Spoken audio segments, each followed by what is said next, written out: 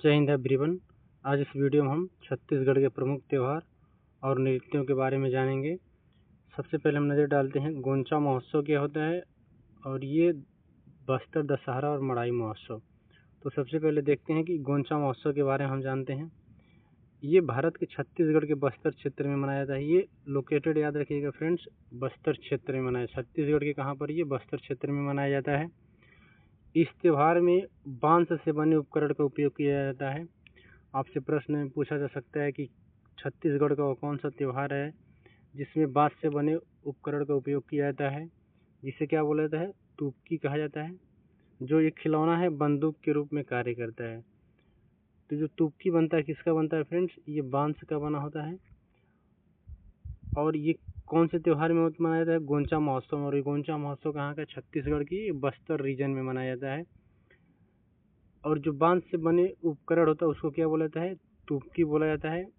एक प्रकार का यह खिलौना ही होता है, जैसे बंदूक के रूप में कार्य करता है। ये तुपकी में प्रयोग किया जाने वाला जो प्रक्षेप्य होता है, यानी जिस तरह से बंदूक में गोली भरा था उसी तरह से तुपकी में जो बांस की बनी तुपकी होती है बंदूक की तरह ही, तो उसमें गोंचा फल भरा जाता है। गोंचा फल, तो उसको प्रक्षेप्य के रूप में कौन सा फल होता है, गोंचा फल। इसी गोंचा फल के नाम से आपका गोंचा महोत्सव पड़ा है, जो प्रतिभागियों की अहिंसा और मजेदार प्रतियोगिता का प्रतीक है। गोंचा महोत्सव में आपकी रथ यात्रा, रथ जुलूस भी शामिल है।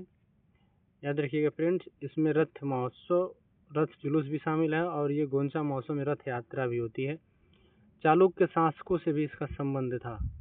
गोंचा महोत्सव का चालुक्य शासकों की जो संस्कृति थी उसका भी प्रभाव इस गोंचा महोत्सव पर पड़ा है। तो इसीलिए चालुक्य शासकों से भी इस संस्कृति का संबंध था। छत्तीसगढ़ के प्रमुख लोक नृत्यों के बारे में हम लोग नज़र डालते हैं। इसमें सबसे पहले देखते हैं कि पंथी नृत्य। यह सतनाम पंथ का सबसे प्रसिद्ध नृत्य गुरु घासीदास की जयंती पर किया जाता है। पंथी नृत्य, सबसे पहले इसमें अगर क्वेश्चन हम लोग बनाएं तो सबसे पहले पंथी नृत्य ये कहाँ का है, ये स्टेट पूछ सकता है कि पंथी नृत्य कहाँ का है। और गुरु घासीदास की जयंती पर कौन सा नृत्य होता है, तो पंथी नृत्य होता है। या पंथी नृत्य किसकी जयंती पर मनाया था, तो गुरु घासीदास के। विशेष, इसमें विशेष, इसकी विशेषता का, नर्तक इसमें शारीरिक संतुलन का बेहतरीन प्रदर्शन करते हुए मानव पिरामिड स्तंभ बनाते हैं। विशेष, इसमें नर्तक जो हैं फ्रेंड्स, इसमें शारीरिक संतुलन का बेहतरीन प्रदर्शन करते हुए पिरामिड स्तंभ बनाते हैं।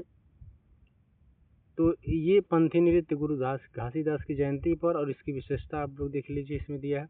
राउत नाच, राउत नाच, ये राउत नाच जो है फ्रेंड्स, ये देव उठनी एकादशी पर राउत, यानी ये जो राउत बोले थे वहाँ पे यादवों को बोला था, छत्तीसगढ़ में समाज द्वारा मनाया जाता है।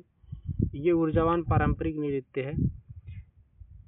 जो वहाँ यादव हैं वो अपने आप को श्री कृष्ण का मतलब वंशज मानते हैं या वंशज माना जाता है, तो उनको छत्तीसगढ़ में यादवों को राउत बोला जाता है। और ये राउत नाच वहीं पर मनाया जाता है, जस्ट किसके बाद, दीपावली के ठीक बाद देव उठनी एकादशी पर ये राउत समाज द्वारा किया जाने वाला एक ऊर्जावान पारंपरिक नृत्य है। विशेषता, इसे छत्तीसगढ़ के ग्वालों का नृत्य कहा जाता है। तो कौन से नृत्य को छत्तीसगढ़ का ग्वालों का नृत्य कहा जाता है, तो राउत नाच को, क्योंकि ग्वाले यादव को भी बोला जाता है, तो ये इनसे संस्कृति इनकी संबंधित है, राउत नाच भी, जिसमें नर्तक श्री कृष्ण के ग्वालों के बस में लाठी और रंग बिरंगे परिधान पहनकर नृत्य करते हैं। तो फ्रेंड्स, इसमें देखेंगे हम लोग पंथी नृत्य पढ़ लिए हैं, ये गुरु घासीदास की जयंती पर मनाया जाता है।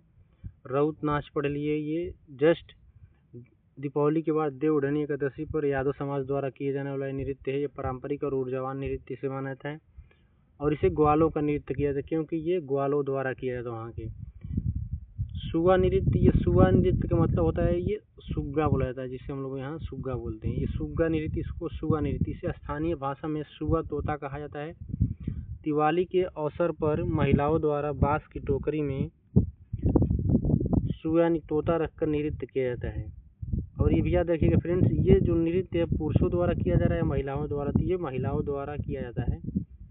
और बांस की टोकरी में सुगा तोता रखकर ये नृत्य किया जाता है, इसे सुगा नृत्य कहते हैं। विशेषता, इसमें भगवान शिव और माता पार्वती की स्तुति की जाती है। इसमें जो भगवान है कौन कौन है, शिव और माता पार्वती की सुबह नृत्य में किसकी आराधना की जाती है? भगवान शिव और पार्वती की। महिलाएं ताली बजाकर गोल घेरे में घूमकर गाती हैं।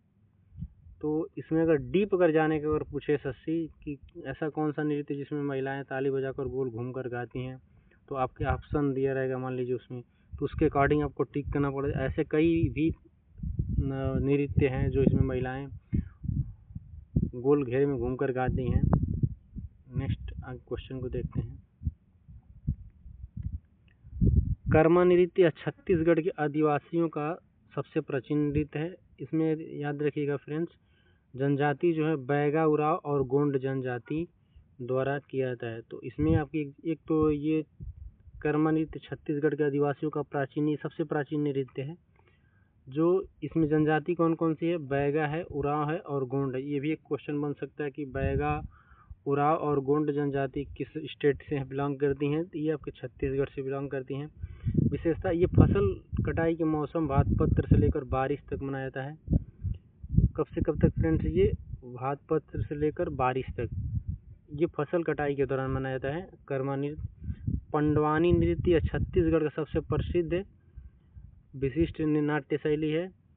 विशेषता, इसमें महाभारत की कथाओं का विशेष रूप से वर्णन है। तो देखिए फ्रेंड्स, इसमें जो पंडवानी नृत्य है, इसमें फेमस कलाकार हैं तीजन बाई। तीजन बाई का जो संबंध है फ्रेंड्स, वो आपका छत्तीसगढ़ से, ये नाम याद रखिएगा, तीजन बाई का संबंध छत्तीसगढ़ से। कौन से नृत्य से? वो पांडवानी नृत्य। और पांडवानी नृत्य कहाँ का है? छत्तीसगढ़ का। तो छत्तीसगढ़ के हम नृत्यों के बारे में ऐसे कि पंडवानी पढ़ लिए, कर्मा नृत्य पढ़ लिए, सुगा नृत्य पढ़ लिए, और इसमें रउत नाच और पंथी नृत्य और गोंचा महोत्सव। तो आज के लिए जय हिंद फ्रेंड्स। आगे कोशिश करेंगे इससे बेटर वीडियो लाएं। अभी मेरा ज़्यादा उतना एक्सपीरियंस नहीं है यूट्यूब पर पढ़ाने का, ट्राई कर रहे हैं। जय हिंद आप सभी को।